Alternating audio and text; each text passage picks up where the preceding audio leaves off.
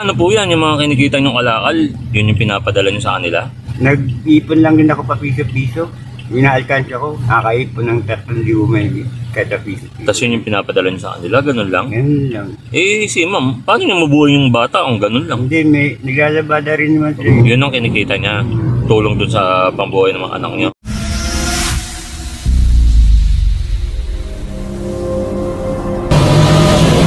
Guys, ayan, meron ako nakita, sinusundang ko, si Bossing. Meron siyang mga dalang kalakal, ayan, mga kalakal siya. Tagin natin.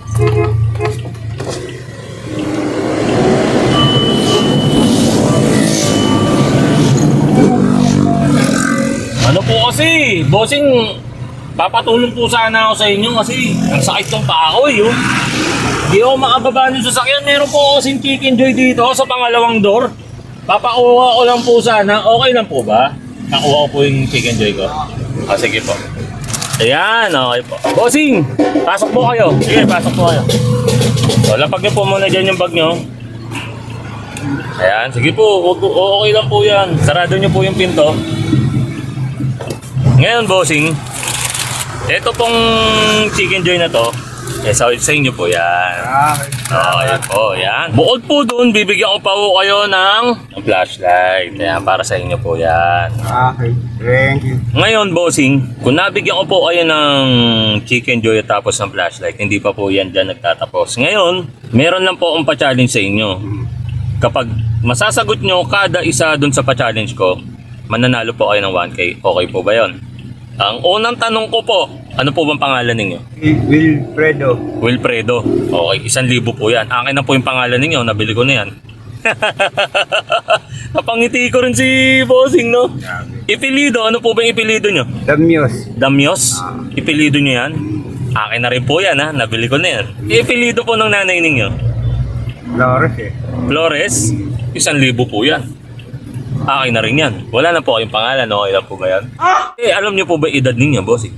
46 na rin. Dahil double digit yan, guys. At tapos katabi ng favorite number ko na 49. 2,000 yan. Bossing, matanong ko lang. Kanina nakita ko po kayo. Sinusundan ko kayo eh. May dala kayong 2 sako tapos bag. Ang laki. Ano po ba yun? Mineral bottle lang yung binibenta ko. Parang kalakal, Ako Bossing. kalakal lang yun. Ginadjunker. Eh, ba't ganyan ginagawa nyo? Wala rin nga hanap buhay. Tagaan na lang din. Dito naman nakatunganga ka.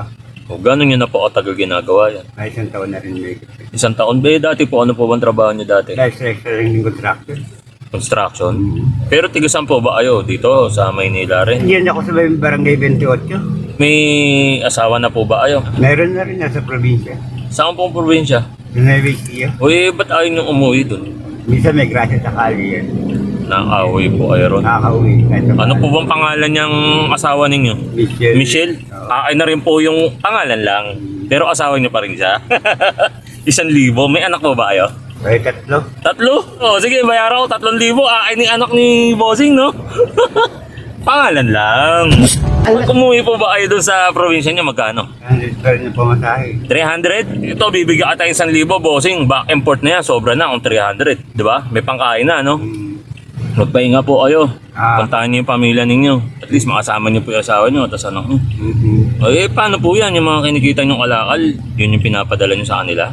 Nag-ipon lang din ako pa piso-piso. Inaalkansya ko, nakaipon ng 3,000 may kada piso-piso. Tapos yun yung pinapadala niyo sa kanila, ganun lang? Ganun lang. Eh, si ma'am, paano niyo mabuhay yung bata kung ganun lang? Hindi, may naglalabada rin naman sila. Yun ang kinikita niya. Tulong dun sa pambuhay ng mga anak niyo. Eh, ba't ayaw niyo dun na lang? Mas gusto niyo pang mga lakal dito sa Maynila. Masyado rin magastos, maluho. At kaya consumption din. Ganun po. Ngayon, meron kayong pera, uwi po kayo ron? Ay, padala na lang siguro. Padala na lang. Ayaw niyo pa rin talaga umuwi. Nahihirapan din ako dito doon. Hindi rin ako sanay sa mga... Yung klima ba? Yung klima? Masyado rin tahimik. Hindi katulad dito kahit pa paano, kahit na makipag-away ka. Ha? Nakikipag-away po ba kayo? Merong... Opo kayo makikipag-away, ha? Pwede po ba yun? Minsan pasensyado eh, hindi mo na rin mapagpasensya. Masyado na rin malipit yung mga sinasabing hindi maganda. Pero mabait naman po kayo, no? No, hayaan nyo na lang po sila. Okay lang po ba? Pabayaan nyo. Huwag na po mapag-away. Hayaan nyo na lang. Iwan nyo na lang po sila. O ngayon po, matanong ko po kayo. Ngayon, kahit pa paano, nabigyan ko po kayo ng tulong. Ano po bang masabi ninyo? Ay, maraming salamat. Talagang mabait ang kahit pa paano. May blessing pa rin nagbibigay sa amin. Nakatulong po sa inyo. Nakakatulong. Kahit na hindi mo expect, mayroon expected na may tutulong pa sakali. Ito, wala akong expected na may tumutulong sakali. Bigala ako. Nabigla po ba kayo? Kaya medyo kinakabahan ako ng konti. Na ano, bullying ko ba o kayo? Ganun. Kala ko kusina. Kala ni Bossing kasi kikidnapin ko siya eh. Hindi, no? O hold upin lang. Hoy, bad yun ha. This ngayon guys, di ba? Nakagawa na naman tayo ng mabuti at nakatulong tayo sa isang mabuti at mahirap nating mga kababayan. Nandito na lang yung vlog namin ni Boss William. Alam niyo na, wala na, finish na. Pansya po, ganun. Yun, dito po. Yun.